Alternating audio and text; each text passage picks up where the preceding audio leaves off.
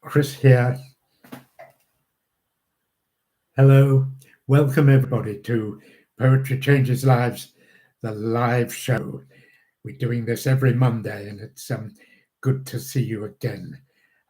Some people have certainly who've been sending messages before are doing the same. I think most of you know I'm the author of the book Poetry Changes Lives. This is the book. This is the hardcover version, and there's a paperback as well.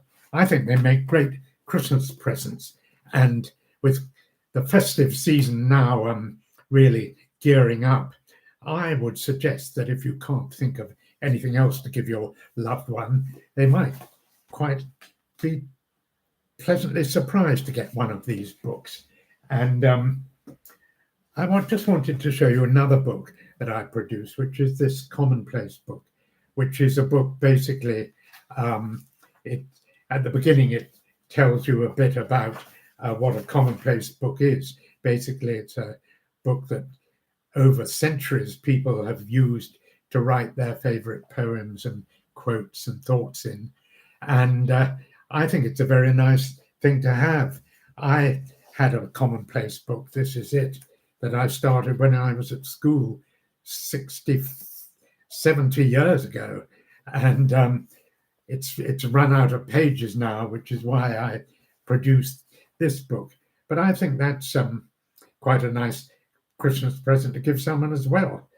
You can get them all at the website poetrychangeslives.com or direct from Amazon for that matter. Well, that's the end of my sales pitch. Welcome to you all again. Thank you for your questions as well. I think I'll just deal with those first of all. I have a friend helping me this evening, Peter. I'm in London, southwest London, Richmond. He's in Edinburgh, and we're communicating remotely. So nothing could possibly go wrong. It's the first time we've really done this, and I've known Peter a long time, and he's a very good therapist as well. So he'll keep me calm if anything goes wrong. Now, these questions that have happened so far, I'll just go through them. First one was from Leslie. She asks, what is your favorite Shakespeare poem on the subject of nature? Well, thank you very much, Leslie, for that question. Shakespeare, of course, and nature. He talks about nature beautifully, I think. All his plays really, in some form or other, mention nature. But there are a couple of poems that I really like of his that I've got in my old commonplace book. And the first one is from his play As You Like It. It's Under the Greenwood Tree. And I'll just read it out. It's quite short. I think it's very beautiful. Under the greenwood tree, who loves to lie with me and turn his merry note under the sweet bird's throat? Come hither, come hither, come hither. Here shall he see no enemy but winter and rough weather. Who doth ambition shun and loves to live in the sun, seeking the food he eats and pleased with what he gets? Come hither, come hither, come hither. Here shall he see no enemy but winter and rough weather. Just very, very simple, but it's really a sort of connection to nature, which Shakespeare does so beautifully. And the other poem I really, really like is Orpheus and with his lute, which is again quite short. Orpheus with his lute made trees, and the mountain tops that freeze bow themselves when he did sing. To his music plants and flowers ever sprung, as sun and showers there had made a lasting spring. Everything that heard him play, even the billows of the sea, hung their heads and then lay by. In sweet music is such art, killing care and grief of heart, fall asleep, or hearing, die. I just love the way Shakespeare, it's his voice is so calm and simple. So many of his words are just words of one syllable about very simple things, plants and flowers, sun and showers. But together, I think he can't be beaten. Thanks, Leslie, for that question. Then I had a question from Annabelle. Thanks, Annabelle. Did Sylvia Plath write about nature? Well, I found that a bit difficult to answer. It's a great question. And I did actually find a poem of hers. I mean, the quick answer is yes, but not as much as she wrote about relationships and her general sort of angst and sort of general struggles in life. I mean, I'm a great fan of Sylvia Plath, but I don't normally think of her in connection with nature. But I rather like this poem of hers, which is in her sort of inimitable voice. It's called I Am Vertical. See what you think of this. I am vertical, but I would rather be horizontal. I am not a tree with my root in the soil, sucking up minerals and motherly love, so that each March I may gleam into leaf. Nor am I the beauty of a garden bed, attracting my share of R's, and spectacularly painted, unknowing I must soon unpetal. Compared with me, a tree is immortal, and a flower head not tall, but more startling. And I want the one's longevity and the other's daring. Tonight, in the infinitesimal light of the stars, the trees and flowers have been strewing their cool odors. I walk among them, but none of them are noticing. Sometimes I think that when I am sleeping, I must almost perfectly resemble them. Thoughts gone dim. It is more natural to me lying down. Then the sky and I are in open conversation, and I shall be useful when I lie down finally. Then the trees may touch me for once, and the flowers have time for me. I like that poem. I think it's one I hadn't really come across until I did a bit of searching on Sylvia Plath. So thank you very much, Annabelle, for asking me. It's given me a slightly different slant on Sylvia. Poor girl. Of course, she very sadly killed herself at the age of just 34, I think.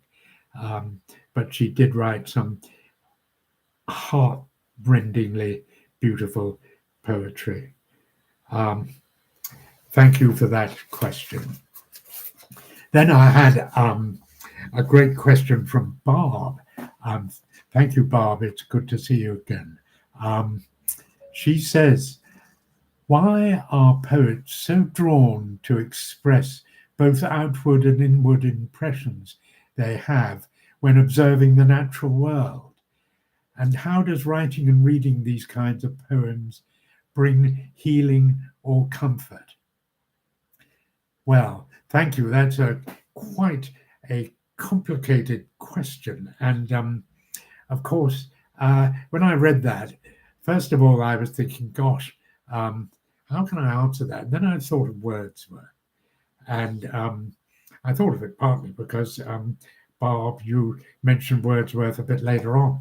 But Wordsworth, of course, famously defined poetry as the spontaneous overflow of powerful feelings. It takes its origin from emotions,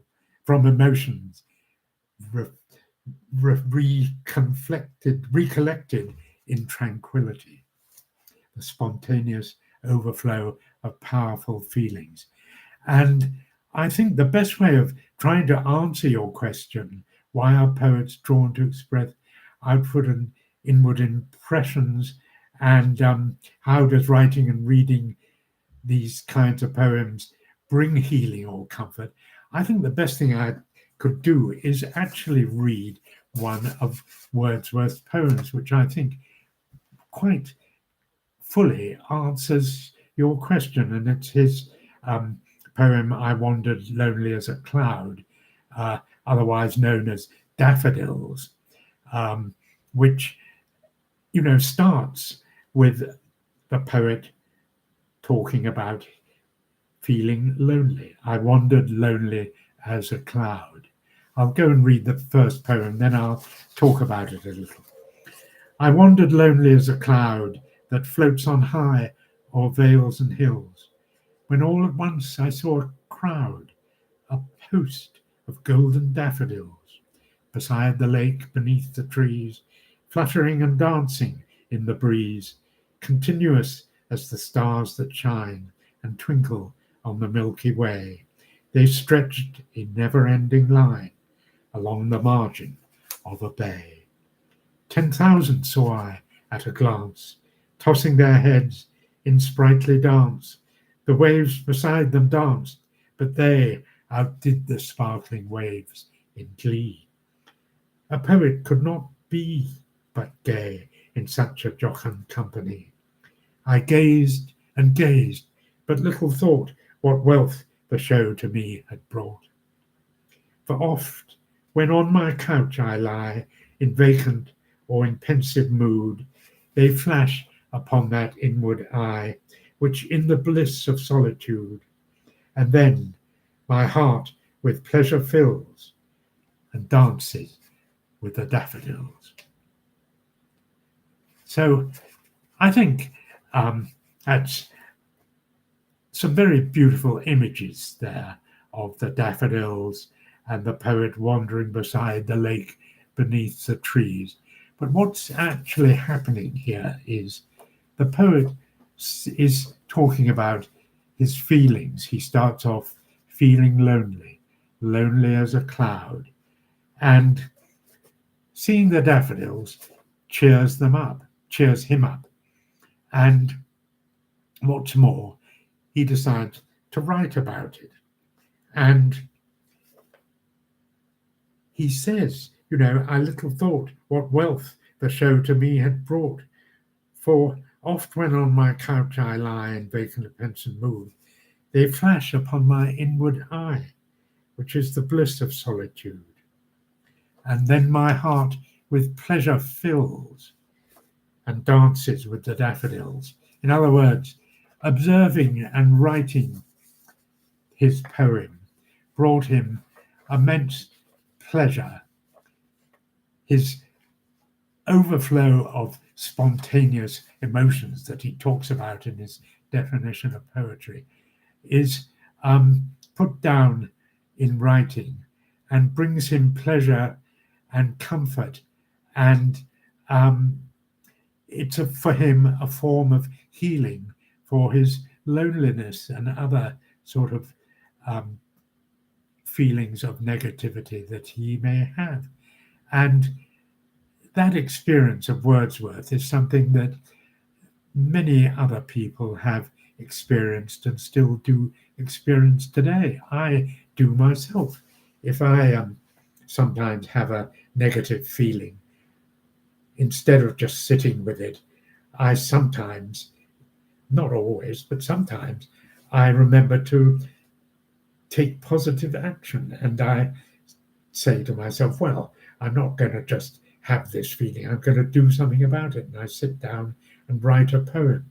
And if that negative feeling is, say, for example, feeling anxious or feeling annoyed with somebody else or just feeling bored, then challenging that feeling and embracing it and writing a poem about it is a form of healing. Perhaps not a terribly dramatic form of healing, but it's something that gives me a lot of pleasure and satisfaction. and may help a lot of other people too. In fact, I'm pretty sure it does help a lot of other people. So I hope that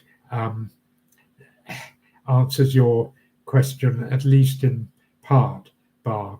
Thank you very much for asking it.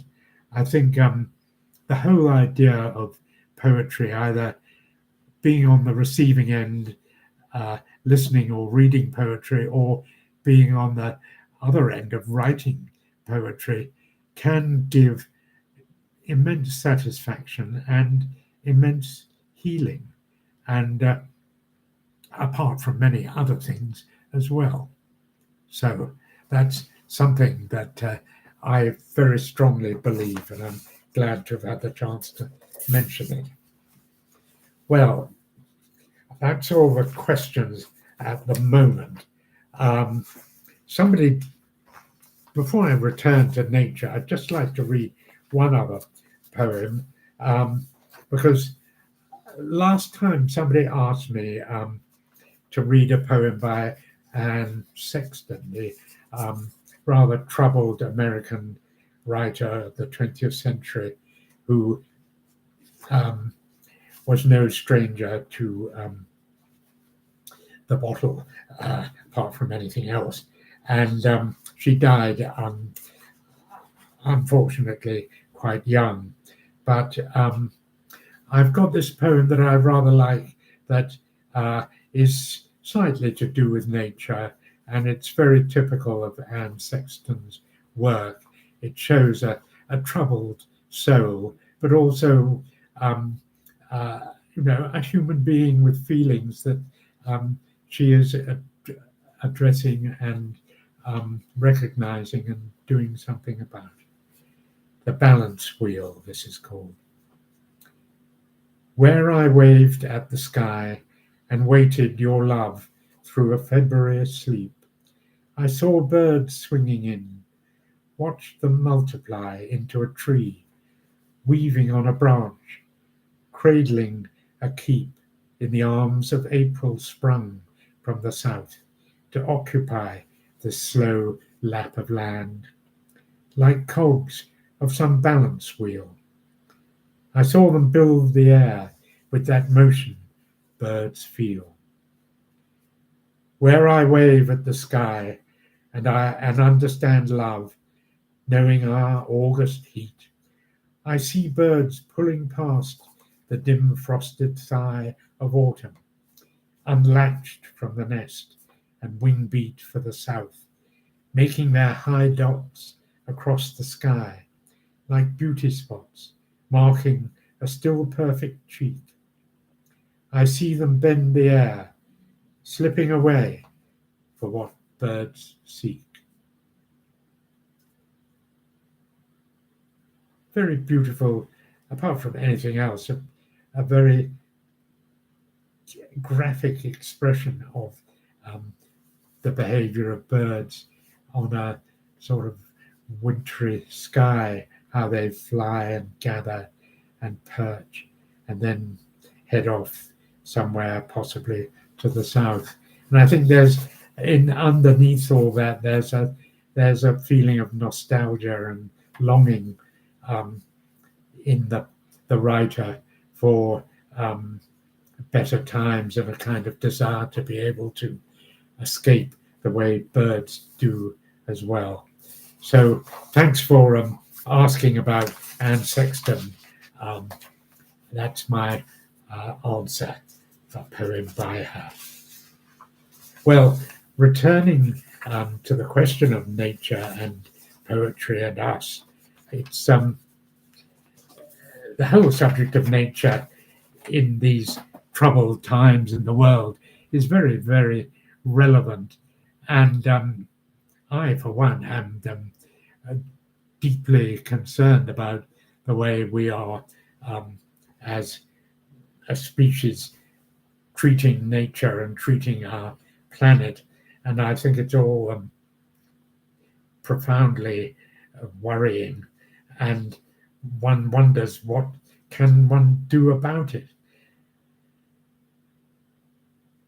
Individually, um, maybe not very much, except just trying to do one's best on an individual basis. And if enough people do that, they, by their example, may inspire others.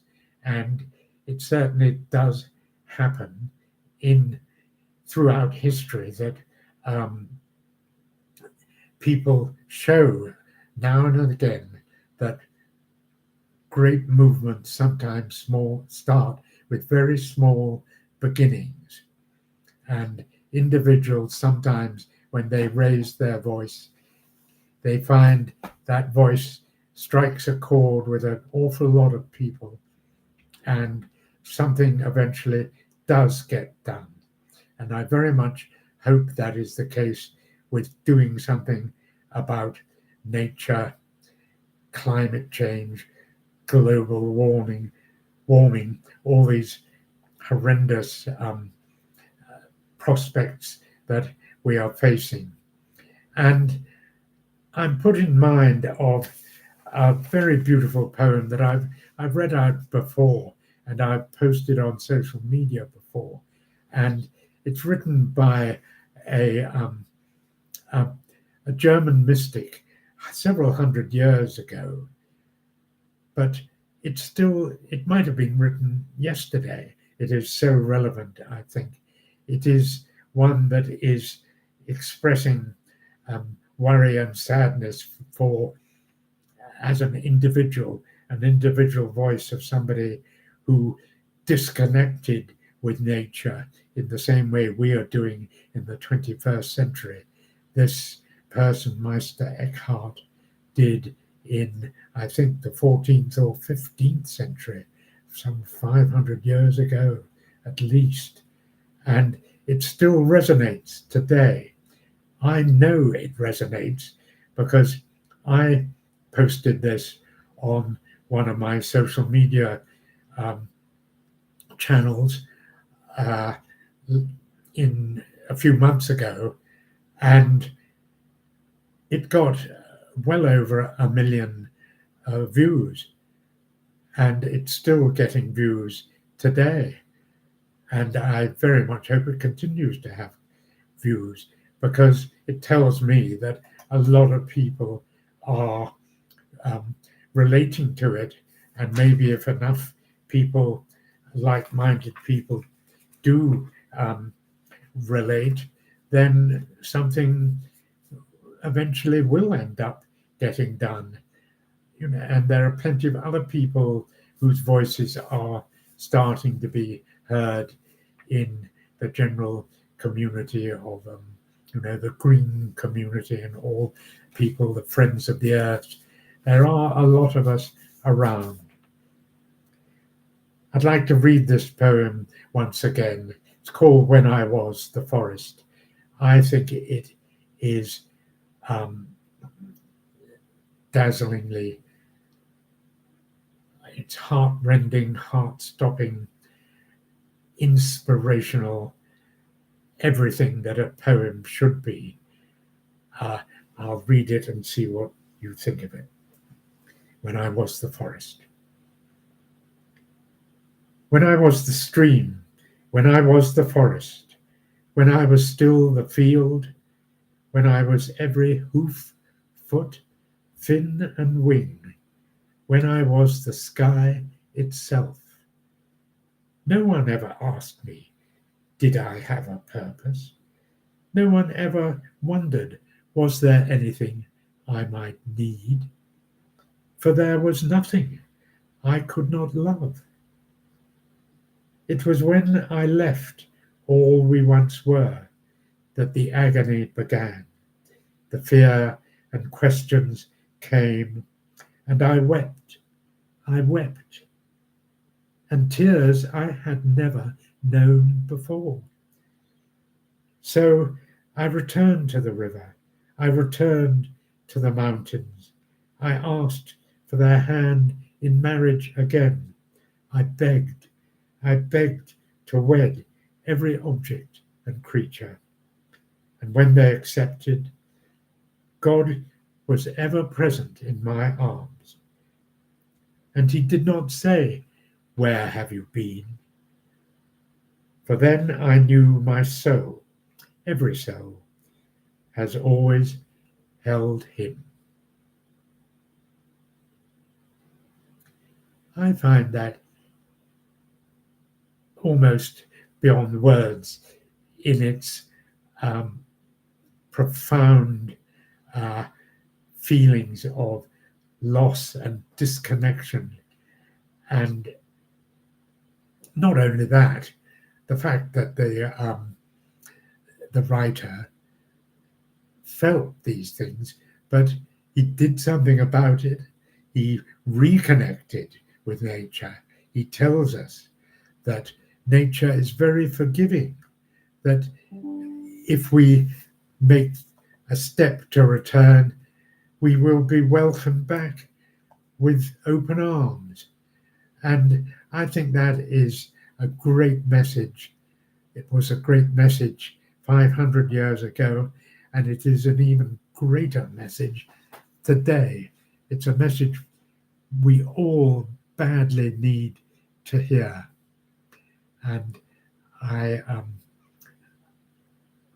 hope that a few people at least agree with me on that. There is there is so much that that I could say about that, but I think I've probably said enough on that subject. When I was doing a bit of research on the whole subject of nature and poetry, I was really a bit daunted in a way, because just about every poet that is famous today has written something about nature, and I can't include them all. So I've got a variety of poems just to give you a taste of how people through the centuries have dealt with the matter of nature. The first one I thought I would read is the famous Ode to Autumn by John Keats, writing in the first half of the 19th century. Keats was a Londoner, born and bred. He died too young. He had consumption tuberculosis. A very sad story. His brother contracted tuberculosis, and Keats gave up his studies to nurse his brother until his death, and in doing so contracted the disease himself and died fairly soon afterwards. But he did write some very, very fine, unique poetry, and this one, To Autumn, is all about nature, and this time of year that we are in, I think it resonates. I'm going to read it now. To Autumn. Season of mists and mellow fruitfulness, close bosom friend of the maturing sun, conspiring with him how to load and bless with fruit and vines, and mend the thatch eaves run, to bend with apples the mossed cottage trees, and fill with fruit, with ripeness to the core, to swell the ground and plump the hazel shells with a sweet kernel, to set budding more, and still later flowers for the bees, until they think warm days will never cease, for summer has o'erbrimmed their clammy cells. Who hath not seen thee oft amidst thy store? Sometimes whoever seeks abroad may find thee sitting careless on the granary floor, thy hair soft lifted by the winnowing wind, or on a half-brief furrow sound asleep, drowned with the fume of pocket poppies while they hook, spares the next sweep of its twined flowers fast. And sometimes, like a gleaner thou dost keep steady thy laden head across a brook, or by a cider press with patient look, thou watches the last oozings hours by hours. Where are the songs of spring? Aye, where are they? Think not of them, thou hast thy music too. While flowered clouds bloomed the soft dying day, and touched the stubble plains with rosy hue.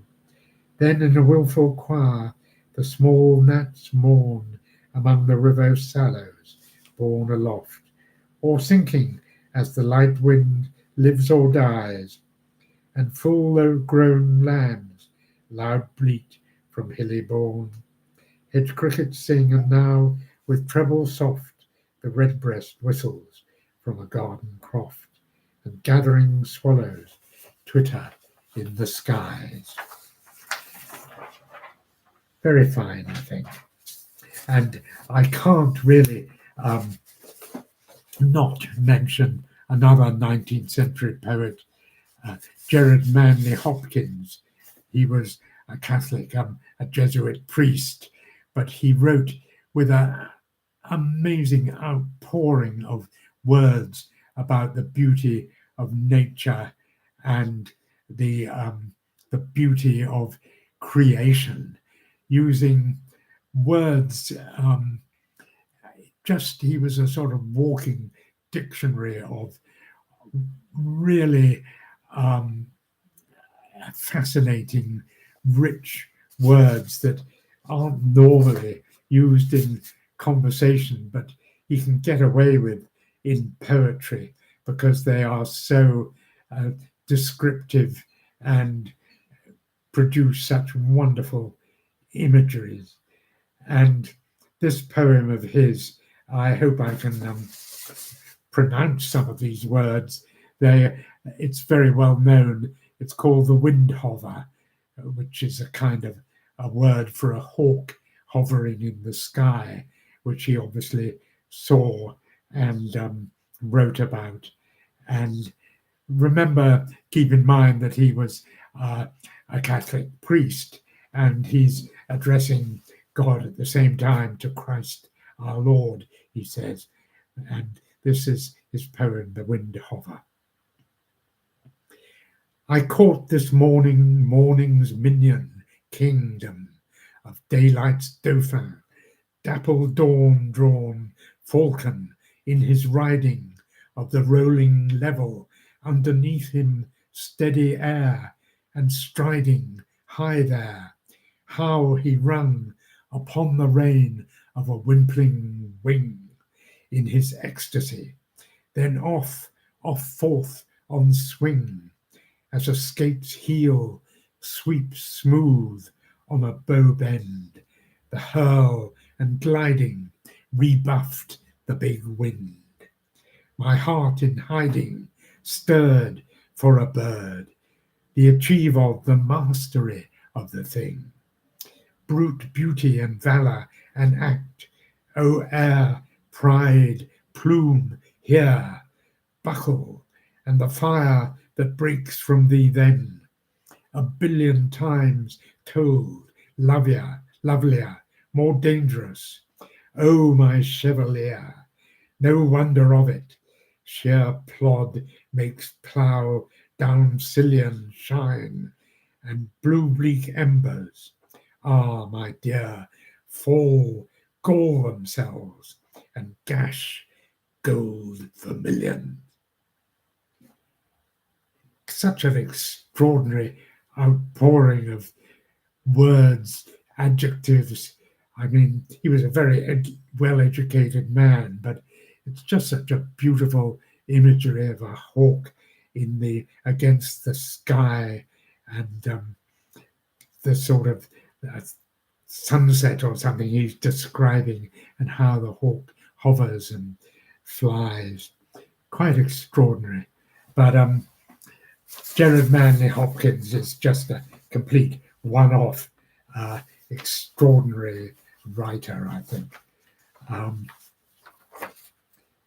Give you another poem by John Clare, who was born at the end of the 18th century, which is quite relevant for today. It's called December. He wrote a poem, I think, for every month of the year. He was a great country lover, and I very much like his poems. He was just quite a simple man, but he had a way with words. He came from humble beginnings, but he knew how to write a good poem. And again, just using very simple words to conjure up a beautiful image. December. While snow the window panes bedim, the fire curls up a sunny charm, where creaming o'er the pitcher's rim, mirth, the flowering ale, is set to warm. Mirth, full of joy as summer's bees, sits there its pleasures to impart, and children, tween their parents' knees, sing scraps of carols o'er by heart. And some, to view the winter weathers, climb up the window seat with glee, likening the snow to falling feathers, in fancy infant ecstasy, laughing with superstitious love o'er visions wild that youth supplies, of people pulling geese above and keeping Christmas in the skies, as though the homestead trees were dressed in lieu of snow with dancing leaves, as though the sun-dried martin's nest, instead of ickles, hung the eaves. The children hail the happy day as if the snow were April's grass, and pleased as neath the warmth of May, sport o'er the water, froze as glass. I like that description of December in times gone by in the country. The country is a bit different, but there are still parts of it where you could imagine all that happening. In a minute or two, I'm going to see if there are any further questions arrived. I don't know if Peter has come across any.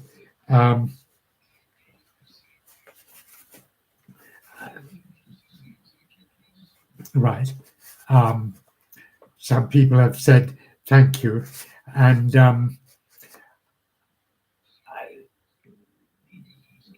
yeah.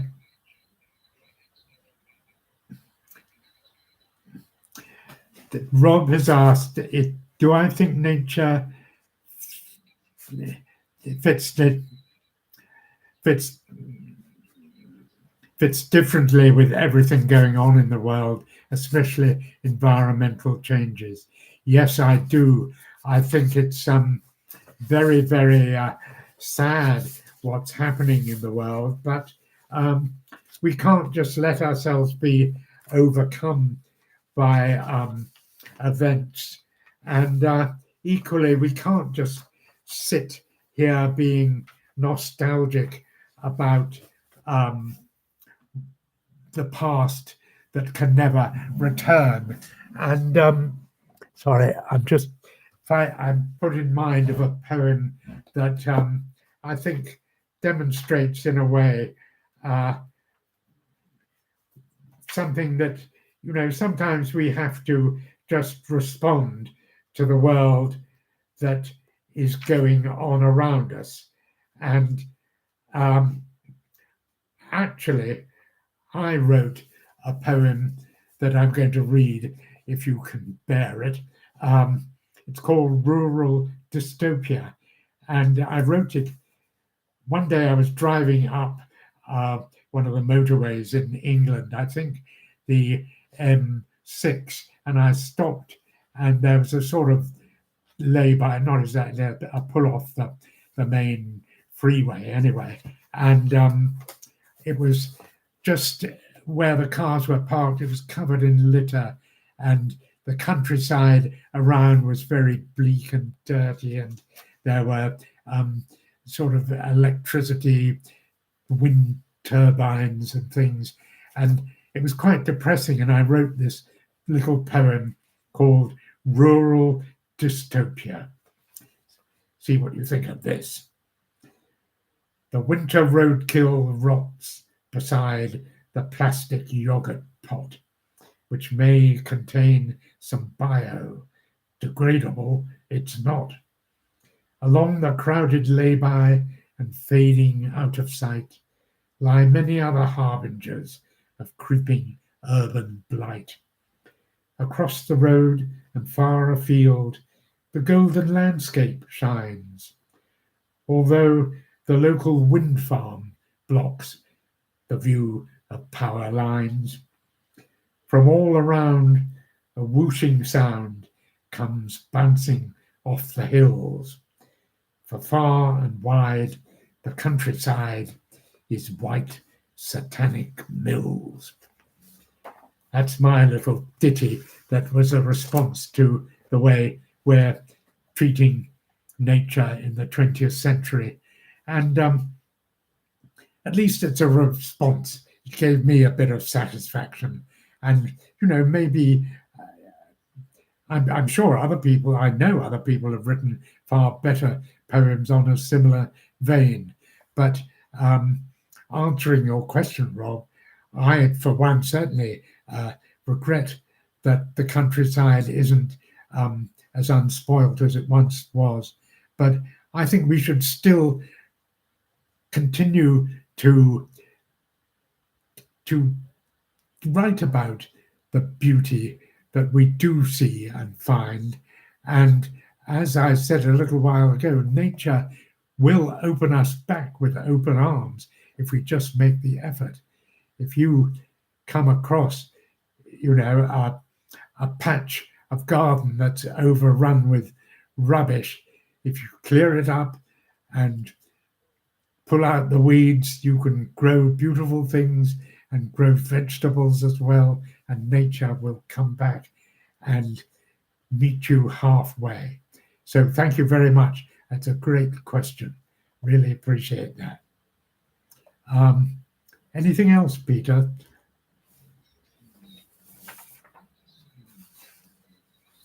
Oh, thank you, AB. AB said they liked that poem. I'm glad. Thank you.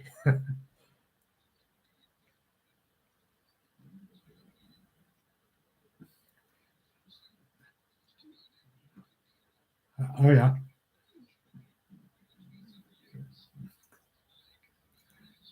Oh, yes. Yes. Right. Thank you. Yes. The Lake Isle of Innisfree was requested, I think, by Barb, which is a brilliant poem by William Butler Yeats, the Irishman who came to live in England, but he was very much conscious of his Irish roots, and he wrote some of the greatest poetry, in my opinion, that's ever been written. Some certainly lyrical poetry. I think it's just unbeatable. And this poem is nostalgia, you have to say.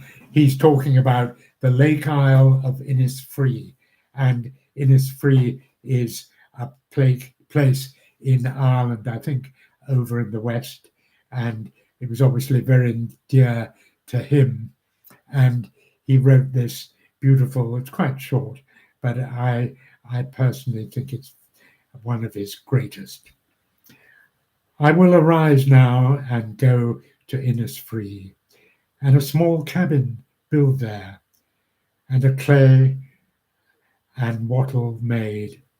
9 bean rows I will have there, a hive for the honey bee, and live alone in the bee loud glade. And I shall have some peace there, for peace comes dropping slow, dropping from the vales of the morning to where the cricket sings. Their midnights all a glimmer, and moon a purple glow, and evening full of the linnet's wings. I will arise and go now, for always night and day I hear lake water lapping with low sounds by the shore, while I stand on the roadway or on the pavements grey. I hear it in the deep heart's core. That's obviously a great emotion he felt about a place that he once knew and loved and wanted to return to.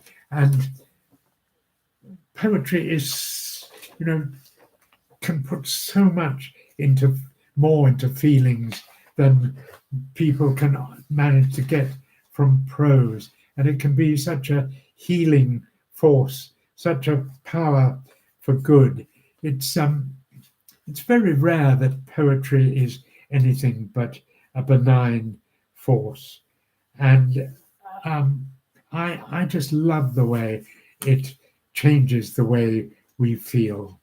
I mean, not everyone is a poetry lover, of course, but I think everyone should at least give it a try, because if it works for you, it opens a new dimension, a whole new way of looking at things. And I'll give you another example. If I just said to you, tigers are interesting animals, they're quite scary. You find them in India, not many other places, sometimes in the zoo, but they're one of nature's greatest creations. And boy, if you get the chance, you should really see one. That's maybe quite interesting to some people, but if you hear this poem, it makes you really think what a tiger is more than that, than just a creature. This is William Blake's famous poem, Tiger.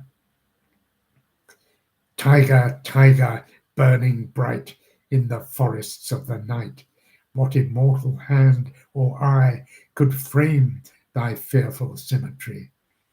In what distant deeps or skies burnt the fire of thine eyes? On what wings dare he aspire? What the hand dare seize the fire? And what shoulder and what art could twist the sinews of thy heart? And when thy heart began to beat, what dread hand and what dread feet? What the hammer, what the chain? In what furnace was thy brain? What the anvil, what dread grasp dare its deadly terrors clasp? When the stars threw down their spears and water heaven with their tears, did he smile his work to see? Did he who made the lamb make thee? Tiger, tiger, burning bright in the forests of the night, what immortal hand or eye dare frame thy fearful symmetry? I think anyone who sees or reads about a tiger, somewhere in the back of the mind, if they've ever read that poem, it sort of returns to them. And that's what poetry does, I think.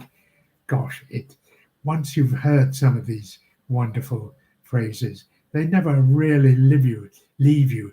They're part of you forevermore, wherever you go. At least that's what I find. And I really hope the same for you, because it's just such a wonderful gift that is there for us to take. And, give poetry a chance is my message, in the same way as give nature a chance. And boy, if you combine the two, I think that, together we can really do something for the world. Are there anything else, Peter, that anyone has to say?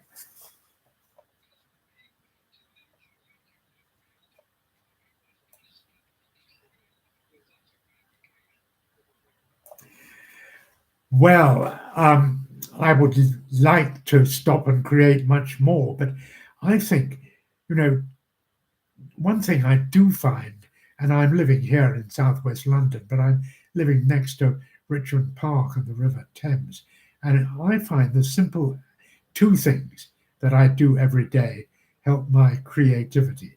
One is simply going out for a walk and getting into nature in the park or by the river. Just being exposed to nature opens up my mind to new ideas. I don't know how, but it does. If I go for a walk, something in my brain happens and my brain opens up and I get new insights and I start thinking in a slightly different way. It may be just getting the blood flowing through the circulation. The second thing I find myself doing every day these days is reading a poem. It's quite extraordinary, but I find the simple act of reading a poem, any poem, is intensely therapeutic. It doesn't matter what the poem is, it somehow I feel better for it. My thinking is improved, my mood is improved, and I really have noticed it. I've only been reading poets regularly for a year or so, but I do genuinely feel I'm better for it. And I notice, that a lot of other people have written famous poets such as W.H. Auden said he read a poem every day before he started work. He called it his morning prayers. And as I think I said before, Ted Hughes, who was poet laureate some time ago, he sometimes used to read a complete Shakespeare play every morning before breakfast, which is probably 2 hours work at least. But he said that was great for his creativity. And I think Seamus Heaney was another poet who did the same. So I would recommend anyone who wants to plug into their creativity, try those two things. Go out, get close to nature, go for a walk, go and touch a tree or look up into the sky. And secondly, read a poem every day. That's my advice. Great question there. Thank you. Thank you.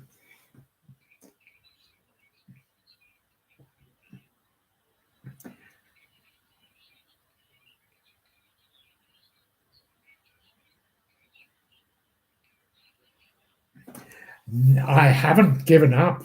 I can't think of a single poet that I've given up on. I just am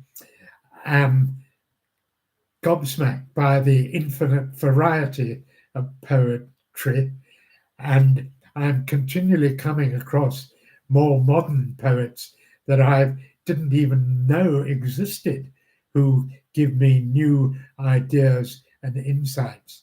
So to me, it's an endless journey, a journey of discovery with all kinds of wonderful stops along the way. And poetry, the more I get into it, the more I go on about it, the more I discover, poetry existed before writing, before history. Poetry was the first form of recording of history or of feelings or of anything. People put it down as in their heads as poetry in a form of rhyming or rhythm, because it's the easiest way of remembering things. And for hundreds of years before anyone thought of writing, poetry was in people's heads. And it's amazing how it's still such a force to be reckoned with today. Everyone uses poetry. Donald Trump has quoted poetry, quite often inaccurately, but and Putin uses poetry as a way of sort of legitimizing when he makes a speech. He has quite often someone read a classic poem by a Russian heroic poet before he starts. And Churchill wrote poetry, so many people, Abraham Lincoln. It's such a great way of inspiring people. It's a great way of writing inspiring speeches as well, to have creativity like that. So thank you for that comment. Is there?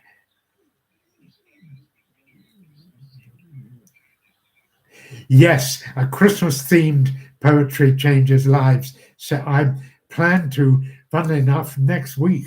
I've been holding off until then because I didn't want to kick off the Christmas theme too soon. But next week is going to be about Christmas and all kinds of infinite varieties there. I think so. If you've got any questions about that, I'll be opening up the live chat for next week's show, and do put your questions in advance if you'd like to, because it's I love Christmas time, and there are some wonderful poets such as Christina Rossetti and Robert Frost. I'm going to be reading next week, which I'm really looking forward to, actually. Anything else, Peter?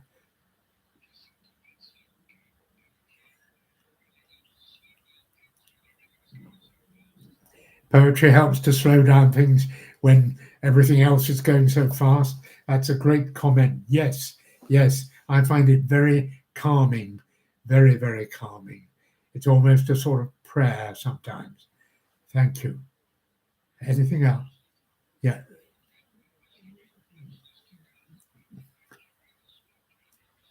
Yes. Poetry is closeness to God, and nature brings us back to our roots. I think poetry and prayer go hand in hand, and you've only to look at the Psalms or the Quran, or to see how close to poetry they are. And so many beautiful prayers are a form of poetry. And songs too. We shouldn't let ourselves just be stuck in the old formats. I think poetry goes wonderfully with music, and there are so many ways that the modern world, though it can be terrifying and annoying at the same time, it actually can open up new avenues of poetry writing as well. You can almost sort of you can write a poem these days and get AI to set it to music for you and that sort of things, which is not 100% to be frowned on by any means. I'm a great one for experimenting with new technology, though one should never sort of rely on it and substitute it for old methods, I think, either. But I just love the way poetry is continually evolving, because that tells me how healthy it is. And all art should evolve, in my humble opinion. Anything else, Peter? Well, thank you very much, Peter, for your help. And I think it's pretty much time to wrap this up. I really appreciate all your comments and just all of you for being here too. I hope that if you take away anything from this, it is that poetry and nature and us, we're all connected. We need to stay connected to nature, to each other, and to the world in general. And poetry is a great way of reminding us of that, a great way of connecting with each other, and a great way of connecting with nature too. And I thank you all for your comments and reminding me of that. And I hope very much that we can meet again same time next week. So bless you all and thanks again. I'm going to turn off now. Thank you.